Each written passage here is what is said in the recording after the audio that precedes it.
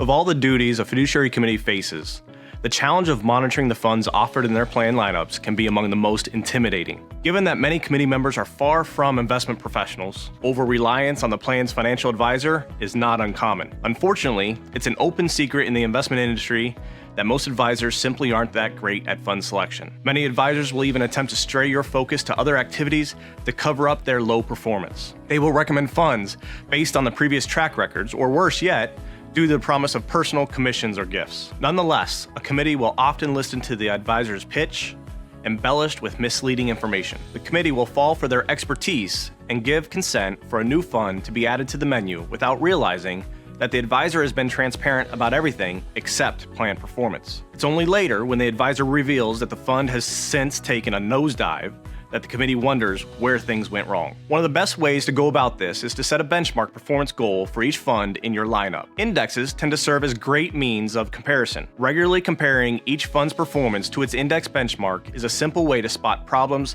that might not have otherwise been so obvious. While a 14% return may look great on paper, such results may lose their shine with the knowledge that the asset class returned 16%. This fact was recently reiterated in the 2022 Supreme Court ruling in the case of Hughes v. Northwestern University. The case revolved around the complaints of 3 Northwestern employees who had participated in 2 of the university's defined contribution retirement plans. The plaintiffs alleged that the university's retirement committee had violated prudent standards in several ways, 2 of which directly related to the investment lineups. The committee, they argued, had stocked its plan with mutual funds and annuities from the retail share class. The problem was that otherwise identical investment options were available from lower price share classes. Like the Disselkamp v. Norton Healthcare case, the committee had selected more expensive share classes than were available to the plan. The university's committee, on the other hand, argued that they should not be held liable for such an oversight.